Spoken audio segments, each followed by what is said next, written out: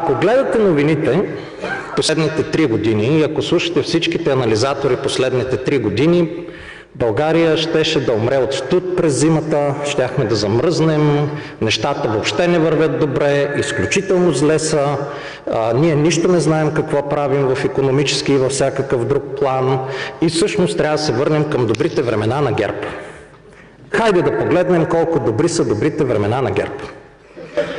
Това е брутният вътрешен продукт на глава от населението в България, съотнесен към средноевропейския. 2009 година сме били на 44% от средноевропейския брутен вътрешен продукт. Това е колко е богата нашата страна. Към 10 години по-късно, 11, към края на управлението на ГЕРБ, придвижили са ни напред. Станали сме 54%. 10% сме наваксали. За последните 3 години сме наваксали още 10%. Или казано по-просто, за 3 години сме наваксали толкова, колкото за 12-те години управление на ГЕРБ. И то тези 3 години започнаха с COVID-криза, минаха през война в Украйна, минаха през енергийна криза, минаха през инфлационна криза и имахме 5 пъти избори за парламент и 4 различни правителства. И въпреки това наваксахме толкова, колкото за предишните 12 години.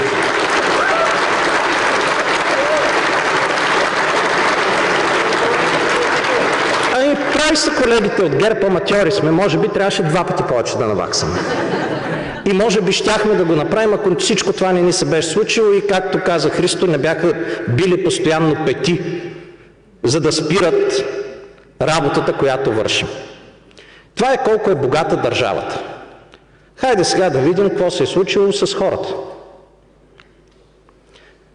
Средната работна заплата 2009 година е 623 лева. Сега само като си го помислим и виждаме къде сме били в началото, точно след приемането в Европейския съюз. 2020 година 750 лева повече. На 1300. За 3 години още 700 лева повече.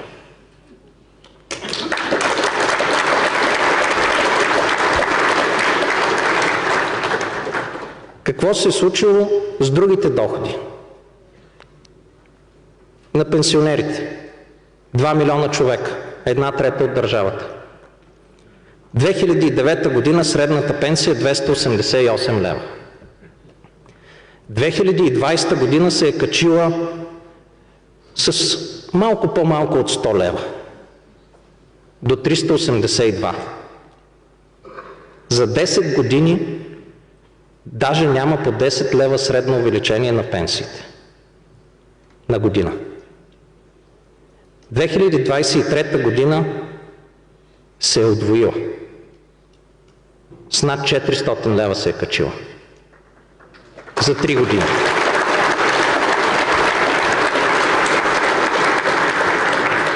И с още почти 100 лева тази година от 1 юли.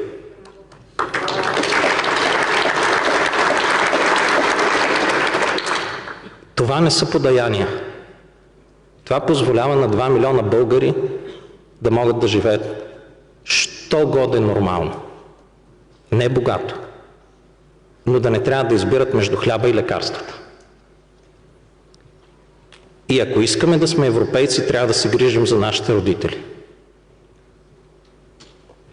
И този ръст, който виждаме на икономиката и че държавата става богата, ни позволява да го направим.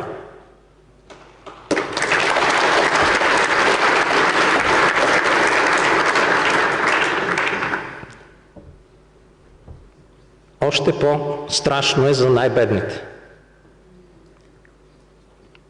Минималната пенсия от 136 лева е станала 250 лева. Около 220 лева се е вдигнала за 10 години. 120, извинявам се. Виждате какво се случи 23-та, и какво ще се случи 24-та. За 3 години увеличението ще бъде повече, отколкото за предишните 12. И пак казвам, това не е подаяние, това не е лява политика, това е човешка политика.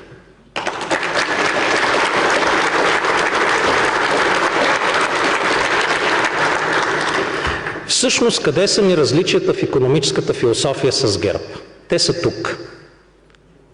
И ГЕРБ, и ние искаме държавата да настига Европа. Въпросът е как? Коефициента на неравенство е между 0 и 100.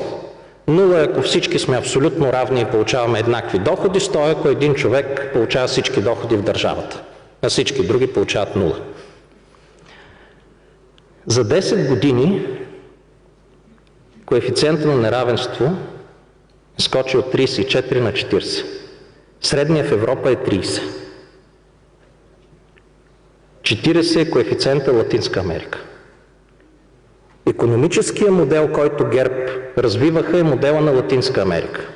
Малко на брой хора стават много богати, а всички останали остават бедни или емигрират. Виждате за 3 години в най-големите кризи, с инфлация, която по принцип удря най-бедните хора и увеличава неравенството, че ние всъщност успяхме наполовина да върнем нещата до там, където са били 2009 и неравенството да падне. И това е модела на България, който ние искаме да развиваме напред.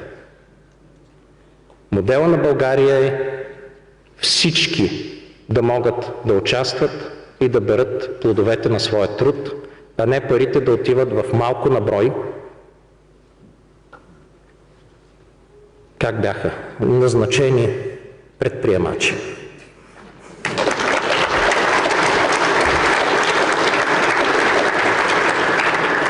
И най-важното тук е, че това се постигна не с увеличение на данъците, не да наказваме предприемачеството и хората, които могат да печелят много,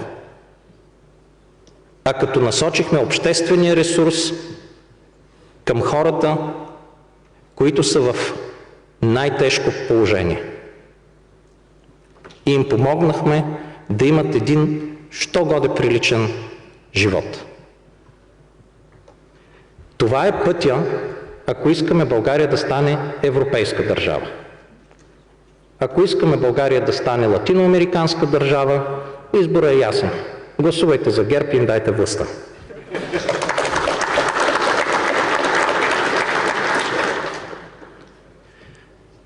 Рубриката "Нищо не свършихте". Ники Денков мина през това, но така леко тематично искам и аз да повторя. Училищните програми за спорт и изкуство, така че децата, като свършат часовете, да има с какво да се занимават, а не да ходят по бинго зали, казина или в махалата, където не е ясно дали няма попаднат на дилър на наркотици, за съжаление.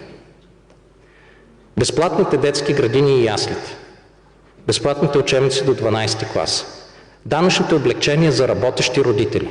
Така че тези, които работят и си гледат децата, всъщност да получат най-много средства обратно от държавата. А не да създаваме модел на хора, зависими от помощи. Безплатният транспорт на деца до 14 години, така че да могат спокойно да ходят на училище. И достойно заплащане за учителите. Въпреки трудните моменти.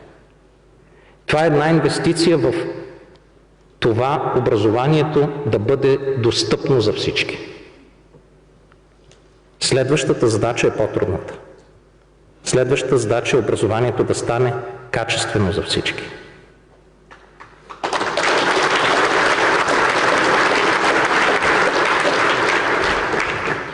Още от рубриката "Нищо не свършихте". Не знам дали си спомняте, до 2020 година постоянно говорихме за това, че няма пътеки. Няма пътеки, не можем да отидем да се прегледаме, защото няма пътеки, пътеките свършиха. Малко го забравихме това нещо. Разговорът за пътеките не изчезна магически. Той изчезна, защото още 2021 година, след едни много тежки преговори с Лекарския съюз, Зъболекарския съюз и Здравната каса, легендарни вече, успяхме всъщност да ребалансираме бюджета на НЗОК. И дадахме пари за извънболнична помощ. Казано по друг начин, дадахме пари така, че да няма проблем с пътеките, хората, когато имат проблем, да могат да отидат на специалист, да ги диагностицират рано, да хванат проблема рано, за да не им се развие болестта до степен, която след това много трудно се лекува. И вече разговора за пътеки в здравеопазването изчезна. Никой не се притеснява, че няма пътеки. Вдигнахме драматично парите за детски лекари и педиатри. Това беше изчезваща професия в България. Имаше областни градове с един-двама педиатри останали. Тази година в този бюджет се дадоха средства за лекари в отдалечени райони, така че те да получават допълнително средства, защото имат по-малко пациенти. Но не можем да оставим цели райони на страната без лични лекари. Подкрепихме инвитро процедурите. Безплатно лекарства и намалено доплащане за над 400 лекарства за кръвно. Знаете ли колко струва тази мярка? 45 милиона лева. Увеличението на бюджета на здравната каса между 23 и 24 година е 1 милиард. Тоест това е 4,5% от увеличението. А ако погледнем целият бюджет на здравната каса, това е под 0,5% от бюджета на здравната каса. За да може 600 хиляди човека, повечето от които са с тези ниските доходи, да си пият редовно лекарствата за кръвно, за да не трябва да им слагат стентове, да им правят сърдечно-съдови операции и така нататък. Това не е социализъм. Ако здравната каса беше частна организация, това щеше да е направено преди 15 години, защото парите, които спестяваш, когато тези хора трябва да ги лекуваш от много по-тежките състояния, са повече от парите, които даваш за превенция. Но това не се правеше. Защо? Защо трябваше Министерство на финансите да предложи тази мярка, а не Министерство на здравеопазването или НЗОК? Защото така е построена здравната система, че всички искат пари за болници, никой не иска пари за превенция, никой не иска пари за профилактика.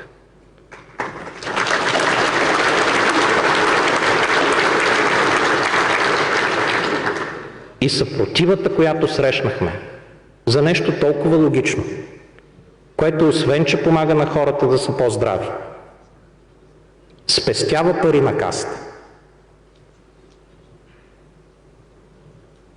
беше абсолютно огромно.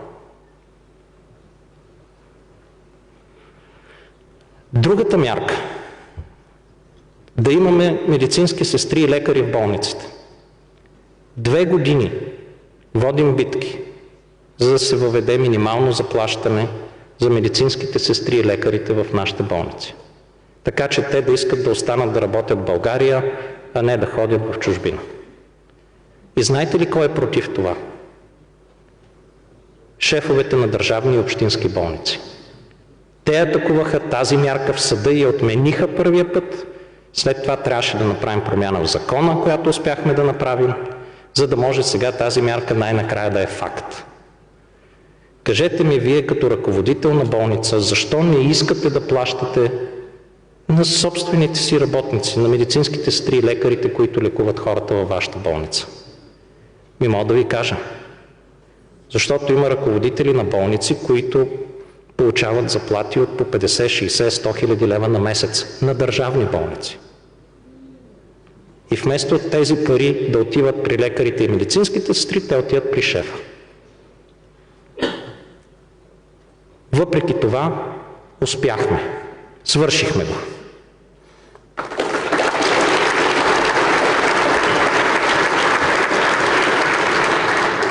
Всичко това са едни малки стъпки, в посока на това да имаме европейско здравеопазване, което да е достъпно. Много малки стъпки. Голямото предстои. Голямото е свързано с отношението към пациентите. С това как изглеждат болниците, защото те апаратура вече имат, но самите болници изглеждат, да не казвам как, голяма част от сградите.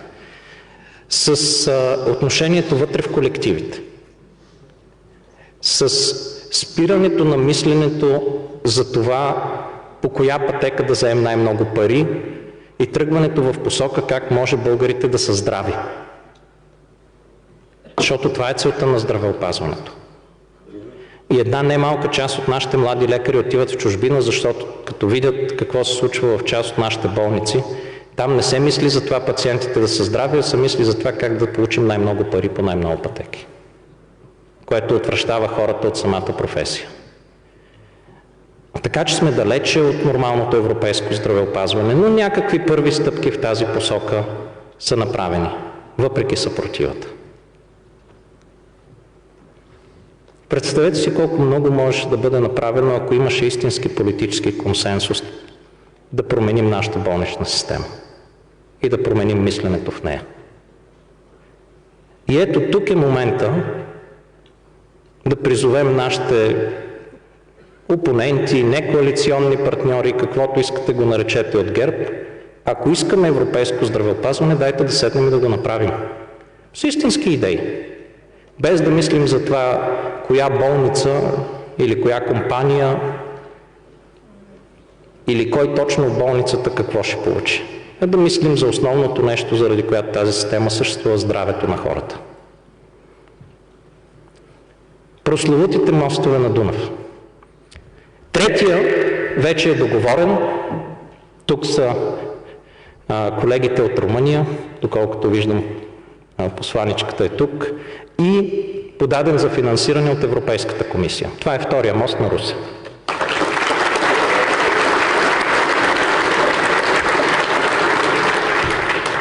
Проведохме няколко срещи, в това число на ниво премиери с Гърция и Румъния, и в момента сме в процес на финализиране на преговорите с Румъния за четвърти мост до Силистра.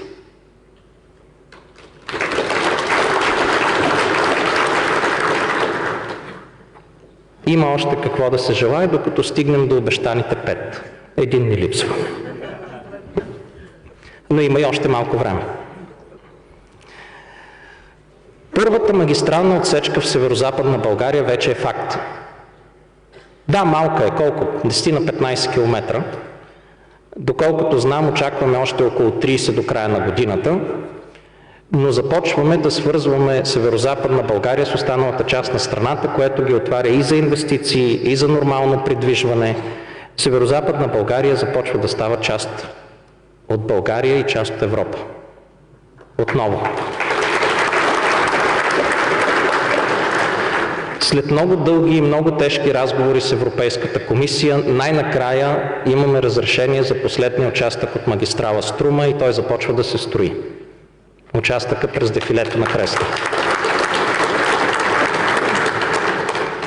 Както и академик Денков каза, 30 км магистрали са пуснати, имаме 5 магистрали в строеж. Такова нещо страната не е виждала. И до края на 24-та очакваме да има още завършени и пуснати в експлоатация 70 км. Толкова за една лъжица асфалт не сте сложили. А и нашия асфалт е качествен.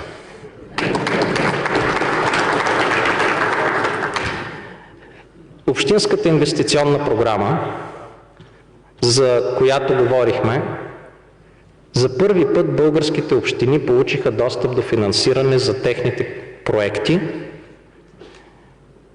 който е честен. На база на размера на общината се определя размера на финансирането и всяка община се определя проектите. Без някой да й казва, ползвай този строител, направи този проект и така нататък. Без да трябва кмета да идва да се моли на някой в правителството.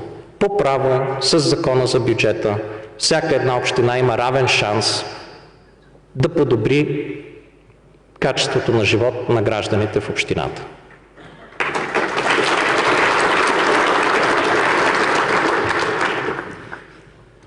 Нещо, което не говорим често, но българската армия има рекордни средства за превъоръжаване. Бюджета на българската армия 2024 година е над 4 милиарда лева.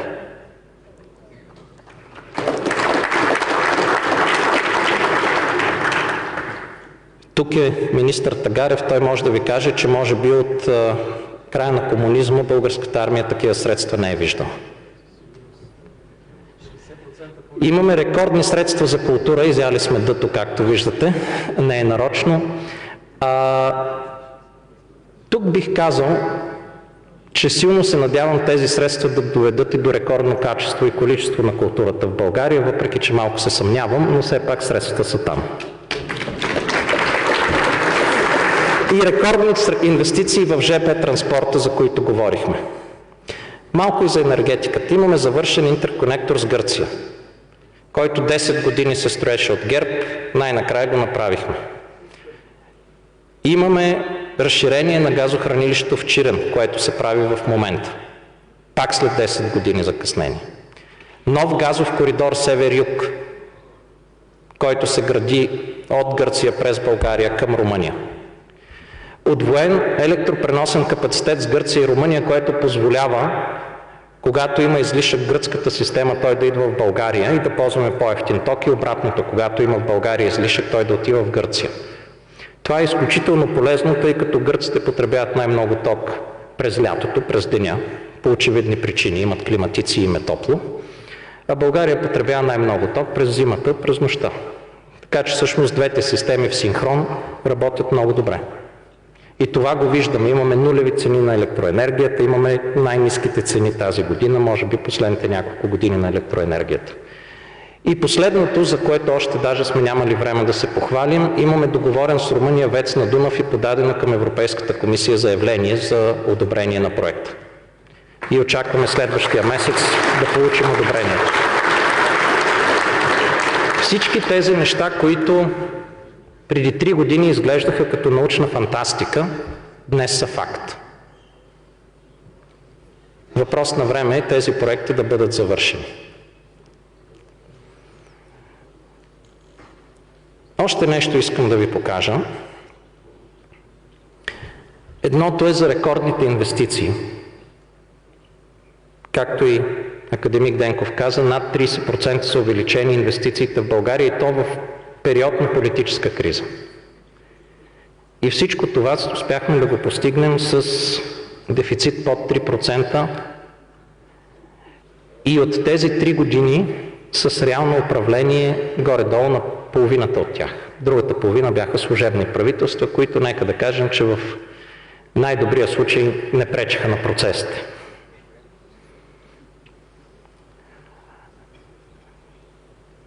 Както и преди казах, това не е магия.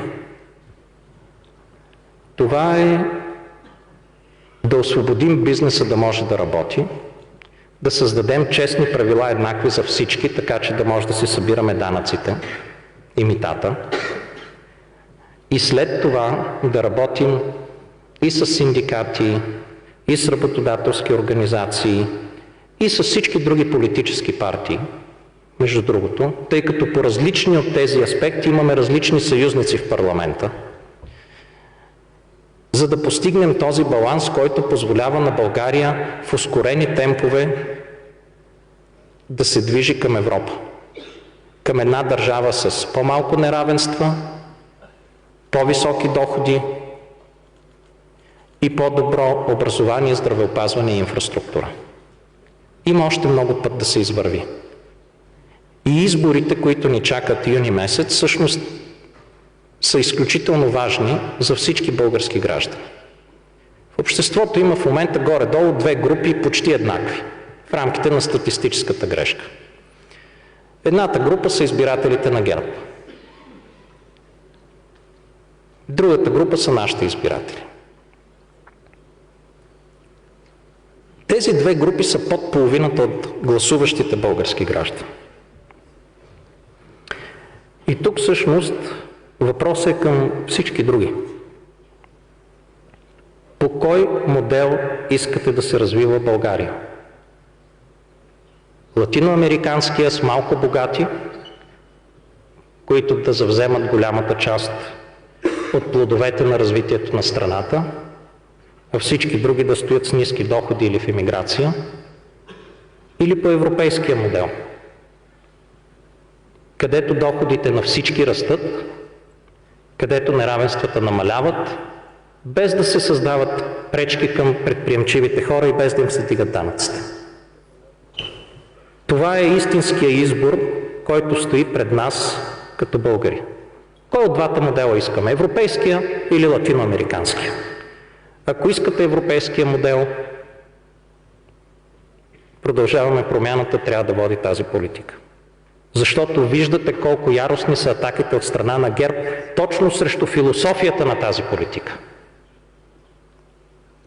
Ако искате другия модел, модела на постната пица, модела на Латинска Америка, позволете на ГЕРБ пак да спечелят изборите.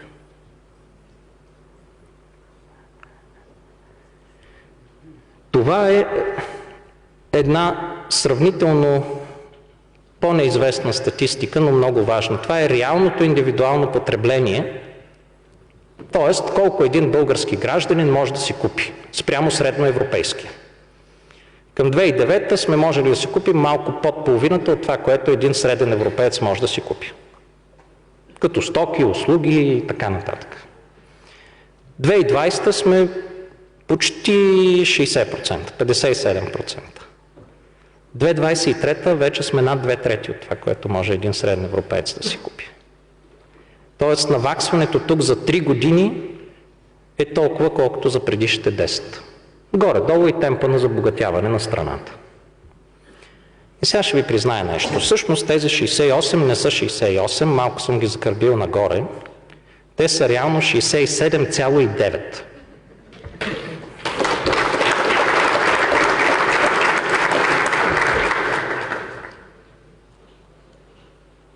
Обаче Унгария на 67,8. За първи път, откакто сме в Европейския съюз, не сме на опашката.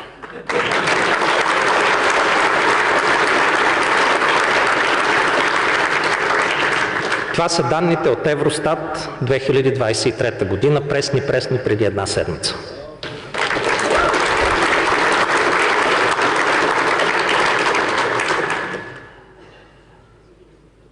И при всичко това, въпросът, който стои пред вас, може би, и който ще ни попитате и в затворената част, е, защо трябваше да ходим на избори? Защо да не продължим по този начин, при условие, че сме успели, въпреки всички препятствия по пътя? И тук отговора няма да ви хареса. Това беше лесната част. Това беше частта, в която имаше много сбъркани неща в модела на развитие на страната, които можеха да бъдат сравнително лесно поправени. Колко нерви и бели коси са ми коствали е друг момент, но те можеха да бъдат поправени, така да се каже, централно. През парламента, през правителството и така нататък. Да се оправят грешно заложени политики. Те, между другото, са грешно заложени, освен ако не искате да сте от малкото богати по латиноамериканския модел. Ако искате да сте от малкото богати по латиноамериканския модел, съвсем правилно са действали ГЕРБ. Сега обаче идва трудната част. За да мръднем от тук, от 2/3 напред, трябва да се случи една коренна промяна в българското общество. Трябва да имаме честен мач, не предварително уговорен.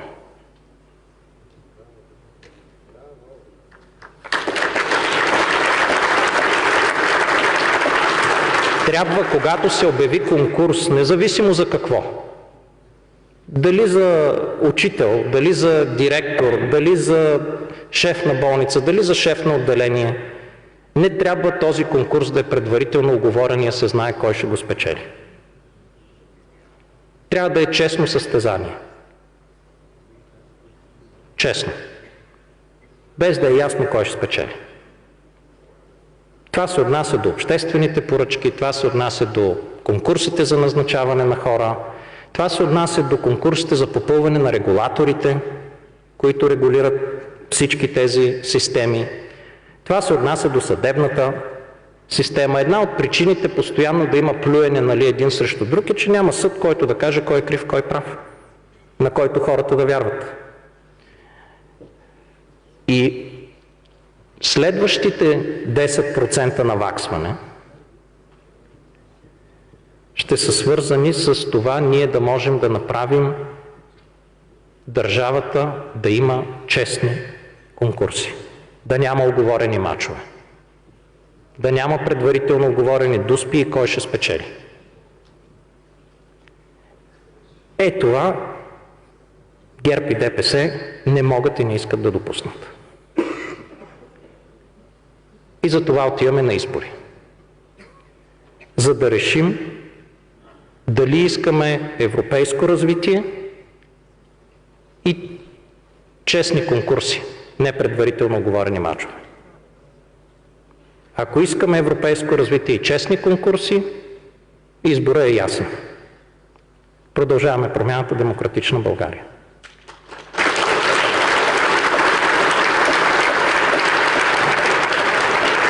И само с една последна нотка на оптимизъм искам да ви оставя, защото предполагам всички си даваме сметка колко трудна ще е тази задача.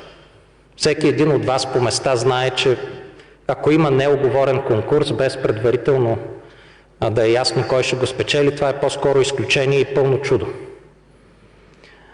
Но нотката на оптимизъм, която искам да ви оставя е следната. Ако се върнем в самото начало, ето тук.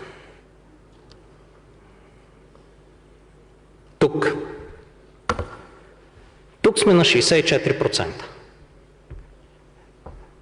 Някои от вас знаят, някои не знаят. Моята първа специалност всъщност и тясна специалност в икономиката е как вземем една бедна държава да я направим богата.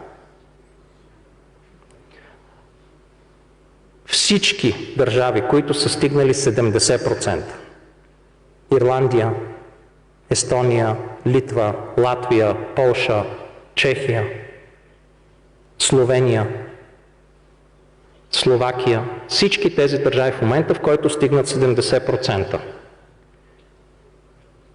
Гражданите, които са емигрирали, започват да се връщат.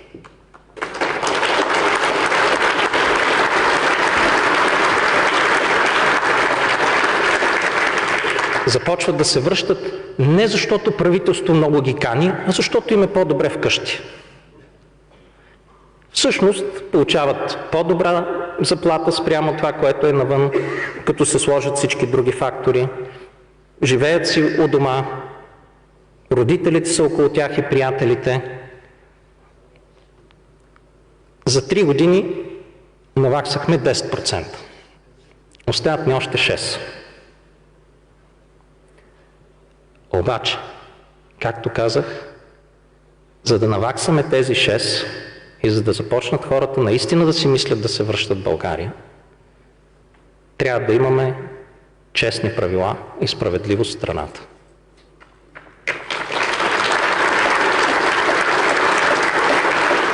Защото без честни правила и справедливост нито ще имаме качествено образование, нито ще имаме качествено здравеопазване, нито ще имаме качествена инфраструктура.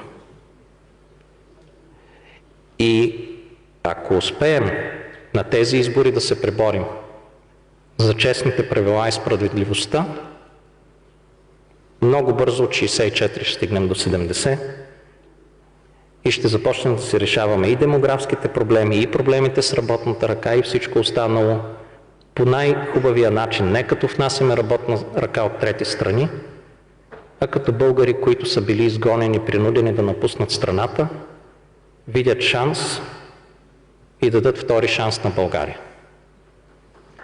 Това ни е битката.